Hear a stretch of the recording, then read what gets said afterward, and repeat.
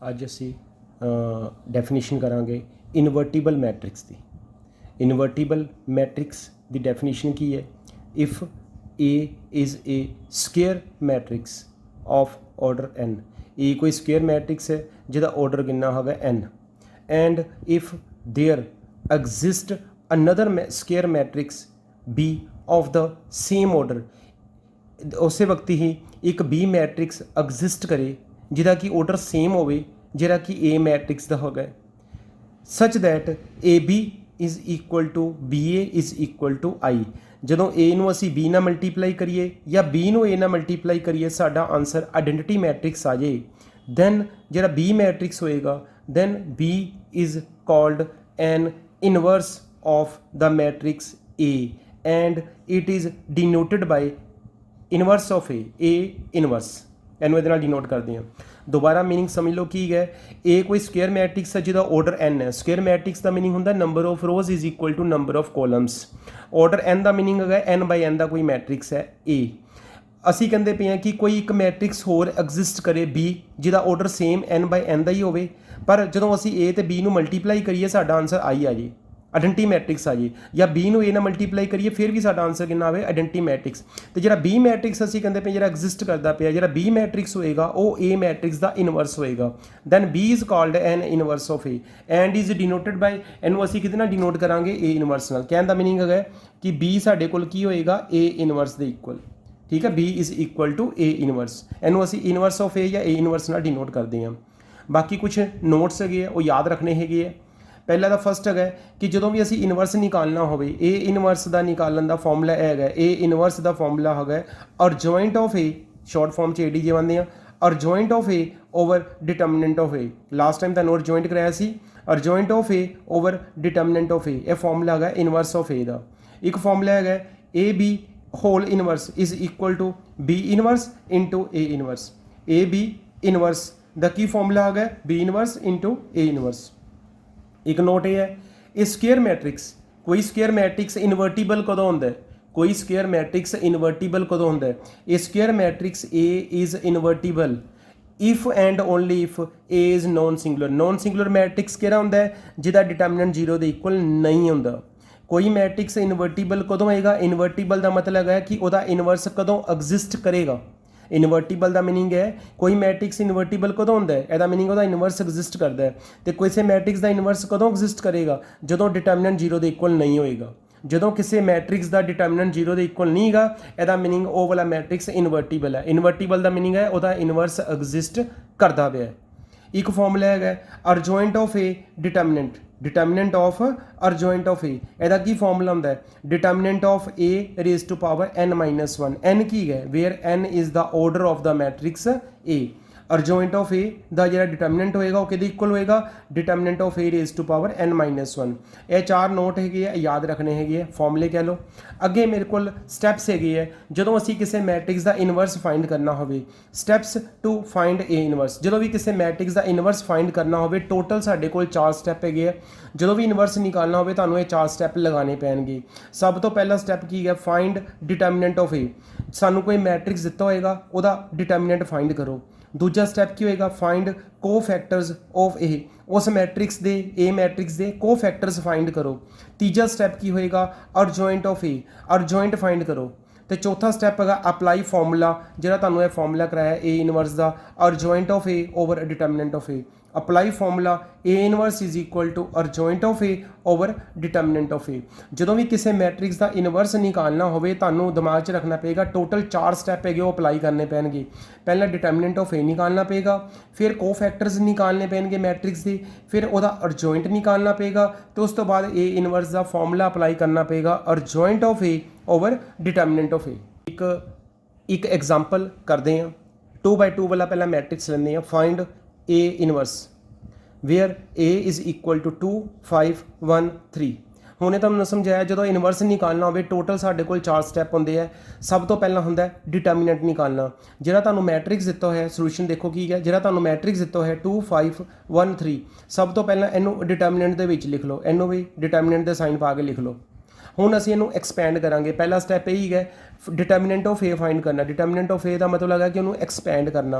इनू एक्सपैंड करोगे 2 ਨੂੰ 3 ਨਾਲ ਮਲਟੀਪਲਾਈ ਕਰੋਗੇ 6 तो जो नीचे तो ऊपर जाना किहड़ा साइन आता माइनस का। 1 ਨੂੰ 5 ਨਾਲ ਮਲਟੀਪਲਾਈ करोगे 5, 6 ਚੋਂ 5 माइनस करोगे 1 आएगा तो 1 ਜਿਹੜਾ 0 ਦੇ इक्वल नहीं है। तो ਪਹਿਲਾਂ भी समझाया जो डिटर्मिनेंट ਜਦੋਂ ਵੀ ਸਾਡੇ ਕੋਲ डिटर्मिनेंट 0 ਦੇ इक्वल ना ਹੋਵੇ ਇਹਦਾ मीनिंग ਹੈਗਾ इनवर्स एग्जिस्ट करता है। इनवर्स एग्जिस्ट, इनवर्स किसी मैट्रिक्स का एग्जिस्ट कदों करता है या कह लो कि कोई मैट्रिक्स इनवर्टिबल कदों होंदा है जो डिटर्मिनेंट जिहड़ा 0 के इक्वल नहीं है। नॉन सिंगुलर मैट्रिक्स होवे, कोई मैट्रिक्स सिंगुलर नॉन सिंगुलर कदों होंदा है जो डिटर्मिनेंट 0 के इक्वल नहीं है। ਇਹਦਾ मीनिंग है कि जो भी असी डिटर्मिनेंट ऑफ ए निकालिया जे ਉਹਦਾ आंसर 0 के इक्वल नहीं है तो असी लिखांगे इनवर्स ऑफ ए या ए इनवर्स एग्जिस्ट। यह पहला स्टैप साडा कंप्लीट होया। दूजा स्टैप होंदा कोफैक्टर्स फाइंड करने। पहला असी निकालांगे A11 का मीनिंग हो गया कि जो फर्स्ट रो फर्स्ट कॉलम के उपर एलीमेंट है वह कोफैक्टर। 2 का कोफैक्टर क्या आएगा 2 वाली रो छड़ दो 2 वाला कॉलम छड़ दो, बाकी कितना बचेगा 3। इस तो बाद है मेरे को 5 first row second column A12 का मीनिंग है first row second column. First row second column के उपर किहड़ा एलीमेंट है 5 का कोफैक्टर क्या आएगा 5 जिस रो चाहता पे रो छड़ दो 5 जिस कॉलम चाहता पे कॉलम छड़ दो, बाकी कितना बचेगा 1। पर 1 के नाल साइन किहड़ा आएगा माइनस का, क्योंकि साइन किहड़े चलते हैं plus minus minus plus, sign ये लैने होंगे है। 2 का साइन असी प्लस का लैना सी तो वो प्लस लिखने की कोई जरूरत नहीं है। 5 का किहड़ा साइन लैना सी माइनस का, इसलिए 5 के कोफैक्टर के अगे 5 के कोफैक्टर के अगे किहड़ा साइन आ जाएगा माइनस का। ਹੁਣ ਅਸੀਂ 1 ਦਾ कोफैक्टर निकालना है। सैकेंड रो फर्स्ट कॉलम के उपर एलीमेंट है 1 का कोफैक्टर क्या आएगा 1 जिस रो चाहता पे रो छड़ दो 1 जिस कॉलम चाहता कॉलम छड़ दो 5 आएगा। पर 1 का जो साइन है वो क्या आएगा मेरे को माइनस का, इसलिए -5 आएगा। हूँ 3 का कोफैक्टर निकालना है। सैकेंड रो सैकेंड कॉलम के उपर जो एलीमेंट है 3 का कोफैक्टर 3 वाली रो छड़ दो 3 वाला कॉलम छड़ दो। 3 जिस रो चाहता पे वो रो छड़ दो, 3 जिस कॉलम चाहता पे कॉलम छड़ दो, बाकी कितना बचेगा 2। यह मेरे को 4 के कोफैक्टर्स निकले चारों एलीमेंट्स से। हूँ असी निकालना है तीसरा स्टैप है अर्जॉइंट निकालना। जो कोफैक्टर्स निकला है उस तो बाद निकालना अर्जॉइंट ऑफ ए।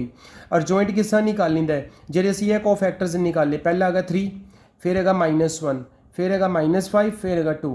जे असी यह कोफैक्टर्स निकाले इन्हों का की कर देंगे ट्रांसपोज।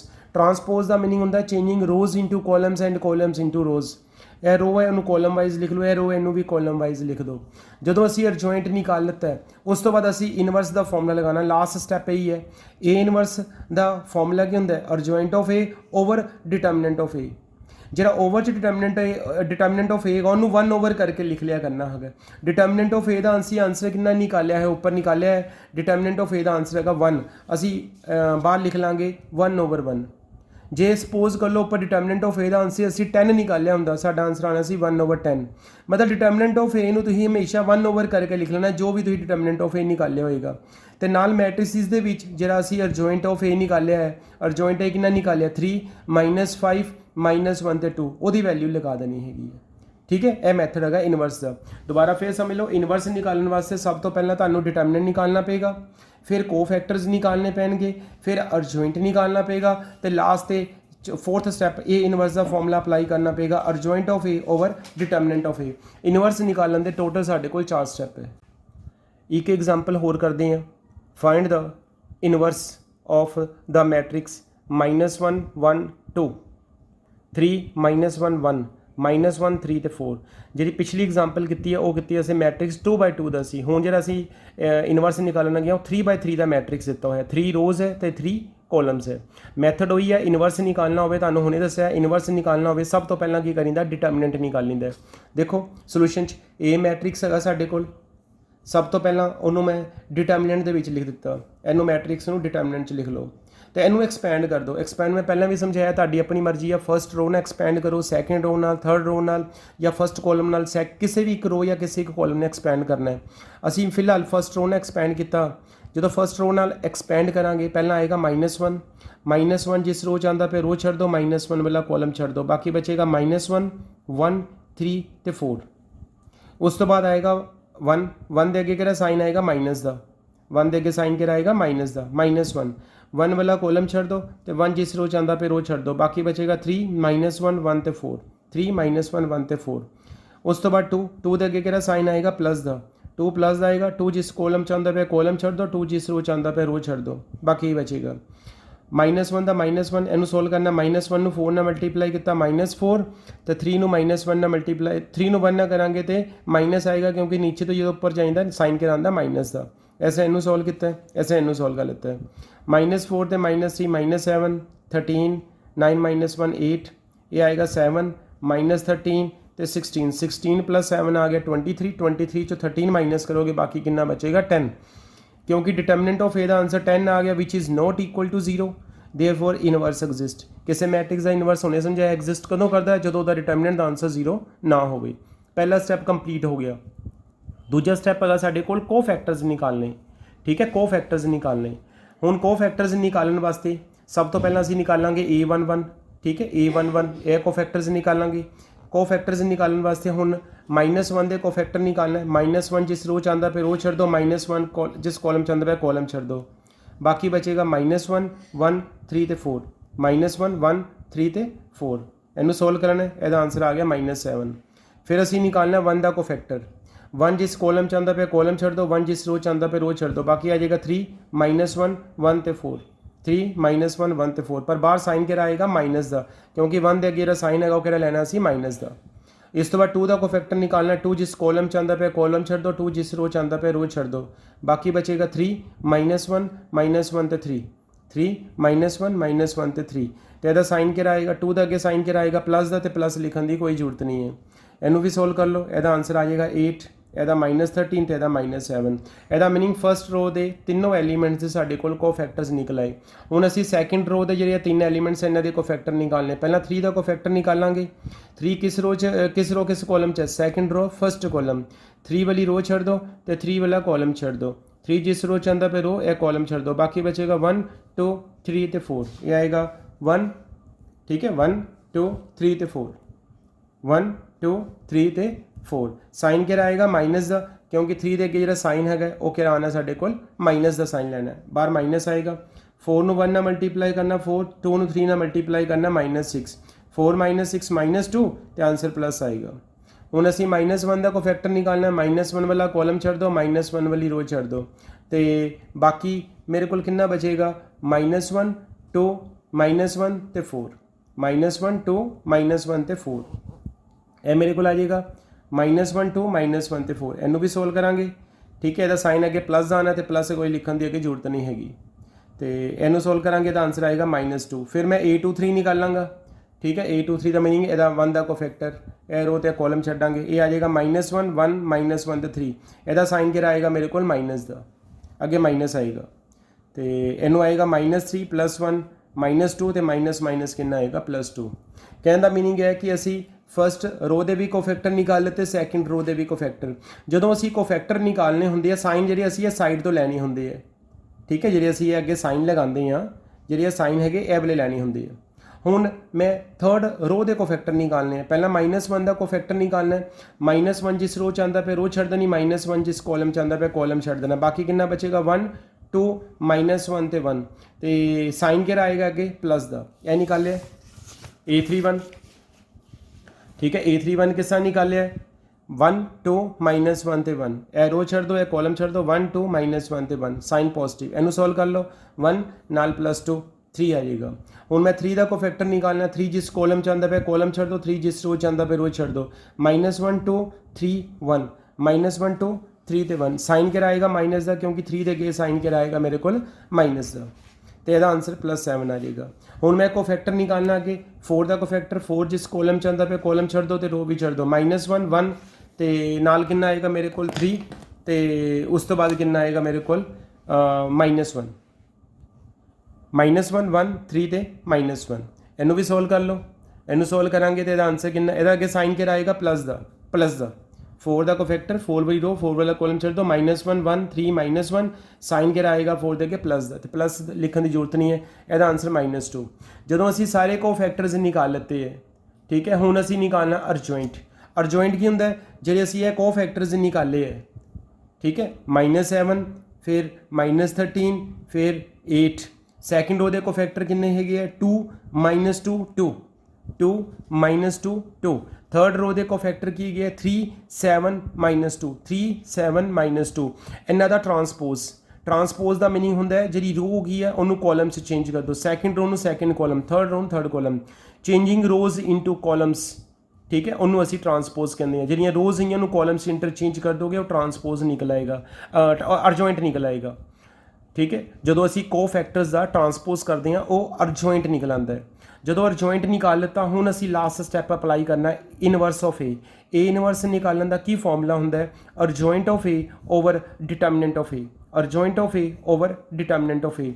बाहर 1 ओवर डिटर्मिनेंट ऑफ ए की वैल्यू लगा देनी है, 1 ओवर करके डिटर्मिनेंट ऑफ ए की वैल्यू असी निकाली हुई है 10 हैगी है, बाहर 1 ओवर 10 लगा देना है, नाल उपर मैट्रिसिस के जिहड़ा असी अर्जॉइंट ए निकालिया होना है, ठीक है, -7 2 3 वो वैल्यू मैट्रिसिस के लगा लेनी है, ठीक है। यह मैथड है साढ़े को इनवर्स निकालन का। यह मैं 3/3 के मैट्रिक्स का इनवर्स निकालिया, इस तो पहला जी एग्जाम्पल निकाली सी 2/2 मैट्रिक्स के इनवर्स की निकाली सी। तो हुणे समझाया पहला भी इनवर्स निकालना हो पहला डिटर्मिनेंट, फिर कोफैक्टर्स, फिर अर्जॉइंट, उस तो बाद last step inverse. A inverse का फॉर्मूला की होंदा है adjoint of A over determinant of A. ये 4 स्टैप लगने है। 6 पार्ट है। फर्स्ट पार्ट है 1 2 3 0 2 4 0 0 5 यदा इनवर्स निकालना है। एक है पार्ट है यदा भी इनवर्स निकालना है। एक है पार्ट है। यह टोटल साढ़े को 8 पार्ट है, ठीक है। 8 पार्ट के लास्ट पार्ट है 1 0 0 0 cause alpha sine alpha 0 sine alpha तो माइनस कॉज अल्फा, ठीक है। यह सारिया का जो तुहानू स्टैप दसिया 3/3 के मैट्रिक्स दिते हुए सारिया का इनवर्स फाइंड करना होगा। नाल ए भी सम करने हैं। फाइंड द इनवर्स ऑफ, ये भी 3 पार्ट है। यह 2/2 का मैट्रिक्स दिती हुई है 3 का इनवर्स निकालना है जी फर्स्ट एग्जाम्पल कराई सी। यदा भी इनवर्स निकालना है, यदा भी इनवर्स, यदा भी इनवर्स। एक यह सम करना है, नैक्सट सम है फाइंड द सम। सम का मतलब की होंगे प्लस करना, कि प्लस करना है इस मैट्रिक्स का। सपोज कर लो ए मैट्रिक्स है and it's multiplicative inverse. Multiplicative inverse किनू कहते हैं असी इनवर्स नू। असी सम फाइंड करना है इस मैट्रिक्स का तो ये इनवर्स का। कहने का मीनिंग है कि असी यह चीज़ करना चाहते हैं ए प्लस ए इनवर्स, असी ये फाइंड करना होगा। पहला तुहानू इस मैट्रिक्स का इनवर्स निकालना पेगा। इनवर्स किस तरह निकालना है, पहला डिटर्मिनेंट, फिर कोफैक्टर, फिर अर्जॉइंट, फिर इनवर्स का फॉर्मूला। जो इनवर्स निकालोगे फिर यह वाले मैट्रिक्स नू ये इनवर्स भी ही प्लस कर देना होगा। मतलब यह फाइंड करना एंड ते ए प्लस ए इनवर्स। ए कि मैट्रिक्स है वाला तो इनवर्स जो तुम निकालोगे, ठीक है। यह सम करना है। अगला सम है ए मैट्रिक्स दिता है, शो करना है कि ए इनवर्स के इक्वल आएगा 1/19 ए दे इक्वल। ए इनवर्स निकाल लो, यदा इनवर्स किस तरह निकालोगे डिटर्मिनेंट, फिर कोफैक्टर, फिर अर्जॉइंट, फिर इनवर्स का फॉर्मूला। तो वह आंसर राइट हैंड साइड के इक्वल आना चाहिए 1/19 इंटू ए मैट्रिक्स है वाला दिता है ना। तो एक है सम है मेरे को, तो यह भी ट्राई करना है। ए कोई मैट्रिक्स दिता है, असी वह इनवर्स फाइंड करना है, इस मैट्रिक्स का इनवर्स फाइंड करना है। तो नाल उस तो बाद वेरीफाई करना है कि जो ए इनवर्स का आंसर है वो कि इक्वल आना चाहिए 1/13 ए माइनस 4/13 आई के इक्वल। पहला असी इनवर्स निकालेंगे, वो मेरी लैफ्ट हैंड साइड निकल आई। फिर मैंने राइट हैंड साइड अलग सोल्व करना पेगा। राइट हैंड साइड किस तरह सोल्व करांगा 1/13 राइट हैंड मैं सिर्फ इन्नी साइड लैके चलनी है। राइट हैंड साइड 1/13 इतने ए मैट्रिक्स की वैल्यू लगा लाँगे वाली, -4/13 इतने आई की वैल्यू लगावांगा 1001, फिर कैलकुलेशन करांगा, वह आंसर मेरे को ए इनवर्स के इक्वल आना चाहिए होगा।